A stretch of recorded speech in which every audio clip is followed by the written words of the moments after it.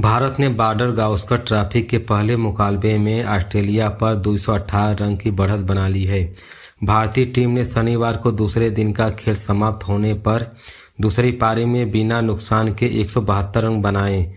यशस्वी जायसवाल ने 90 और केएल राहुल ने 62 रन पर नाबाद लौटे। दोनों 346 गेंद में 172 रन पर ओपनिंग पार्टनरशिप कर चुके हैं। पर्थ में आज ऑस्ट्रेलिया ने सुबह 67.7 का स्कोर खेलना शुरू किया था। टीम ने 37 रन बनाने में आखिरी 3 विकेट गंवा दिए थे। इस तरह भारत में पहली पारी के बाद 46 रन की बढ़त मिली थी। विकेट कीपर एक्सल कैरी अपने पहले दिन स्कोर के 2 रन की जोड़ी और कुल 21 रन बनाए, जबकि नाथ लायन ने 5 रन का योगदान मिला। मिचेल स्टार्क ने सबसे ज्यादा 26 रन बनाए।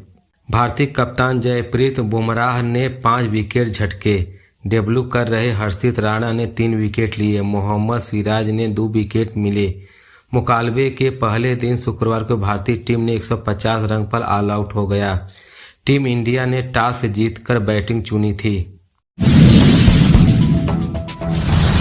महाराष्ट्र चुनाव रिजल्ट के महायुति की एक तरफ बढ़ गई है। 288 विधानसभा सीटों पर भाजपा गठबंधन 230 पर आगे है, जिसमें से 107 सीटों पर जीत मिल चुकी है, 123 पर आगे हैं।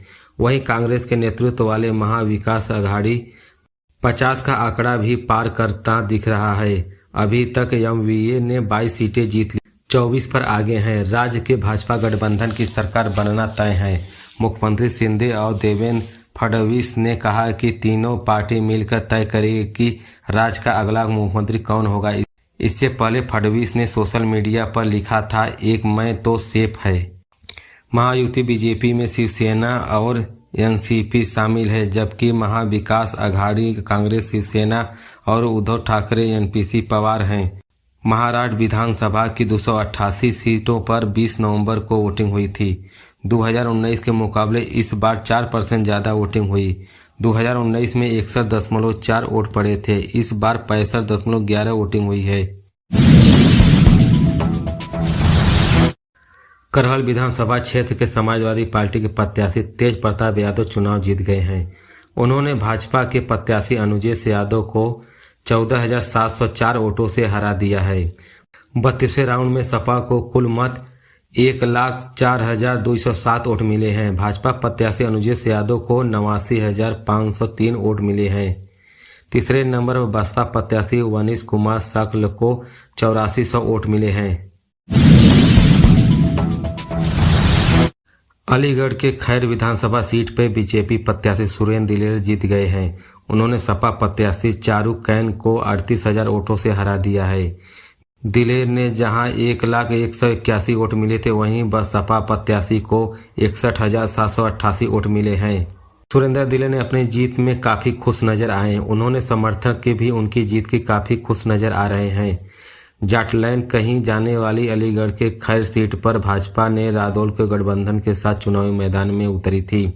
पहले जाट बेल्ट टप्पल क्षेत्र के नतीजे सामने आए। बीजेपी ने हाथरस के पूर्व सांसद राजवीर दिलेर के बेटे सुरेंद्र दिलेर प्रत्याशी बनाया था।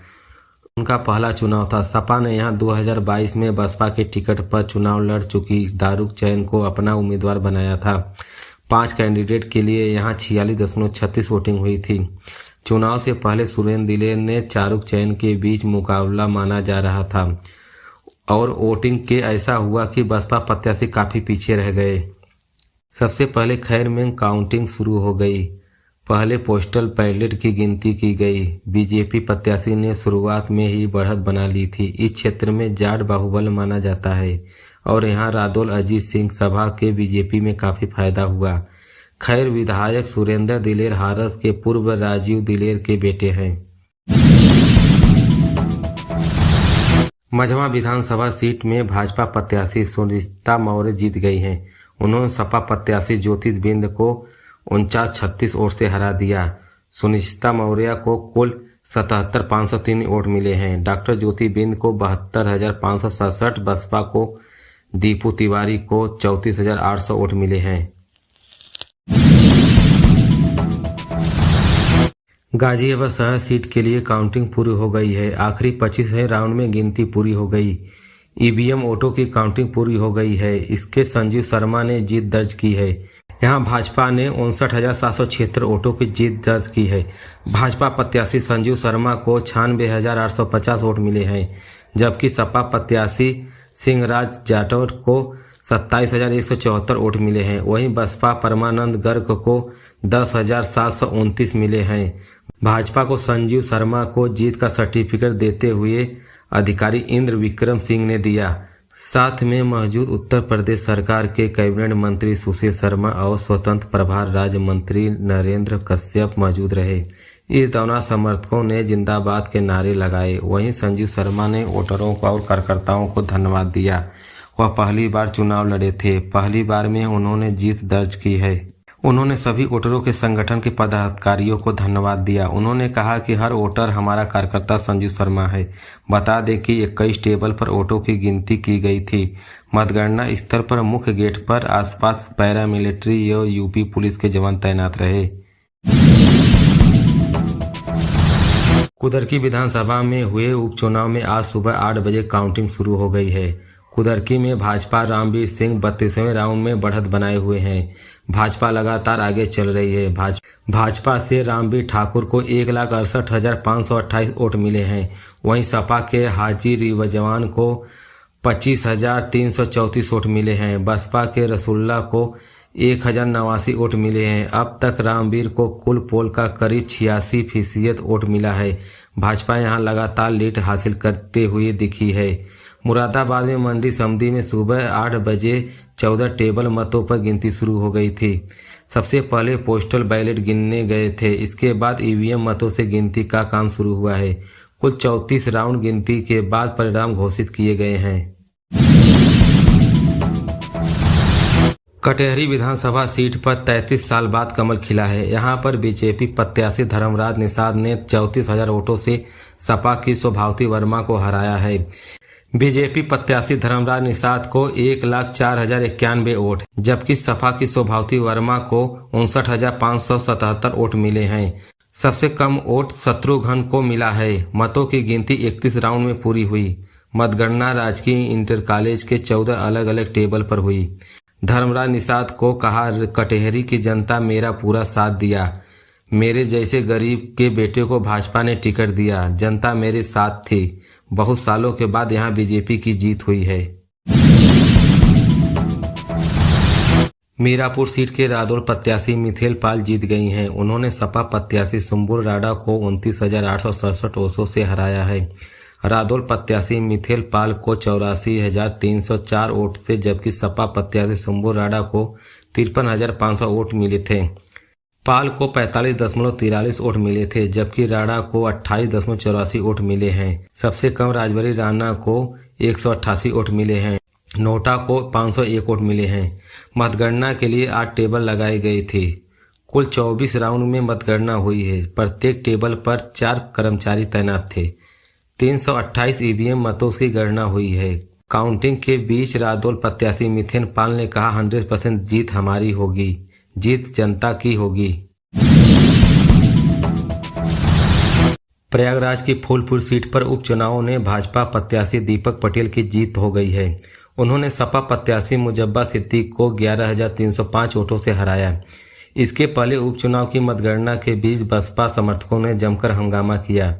नारेबाजी करते हुए मतगणना केंद्र पर कुर्सियां तोड़ दी। हालात काबू करने के लिए पुलिस ने बल का प्रयोग किया। लाठी लेकर कार्यकर्ताओं को खदेड़ दिया। इस दौरान काउंटिंग रोक दी गई थी। डीएम ने माइक के सभी चेतावनी दी। डीएम ने कहा, उपद्रव और हंगामा करने वालों पर कड़ी कार्रवाई होगी, रासुका लगाया जाएगा। डीएम ने बताया, बसपा के इलेक्शन एजेंट अनूप सिंह प्रत्याशी दीपक पटेल ने हाथापाई हुई। इसके बाद विवाद बढ़ गया। हम लोग मौके पर पहुंचे थे। एसपी के साथ हमने हालात काबू पाया। भाजपा प्रत्याशी शांतिपूर्वक बैठे थे। डीएम ने बताया, बसपा इलेक्शन एजेंट अनूप की प्रत्याशी दीपक पटेल को हाथापाई हुई। इसके बाद विवाद बढ़ गया। हम लोग मौके पर थे। एसपी के साथ हमने हालात काबू पाया। भाजपा प्रत्याशी शांतिपूर्वक बैठे थे। बसपा कार्यकर्ता ने माहौल खराब किया था। डीएम ने मीडिया से बात करते हुए कहा कि 10 मिनट तक काउंसलिंग रोकी गई थी। कुछ लोगों ने चोट खाई है। ये लोग आसान मारपीट कर रहे थे। बहुत सारे लोग चले गए। पुलिस टीम दबिश दे रही है। बसपा कार्यकर्ताओं ने लगातार हुटिंग कर रहे थे। इसके बाद हमला बढ़ गया। फूलपुर उपचुनाव में कुल 34 राउंड की मतगणना पूरी हो चुकी है।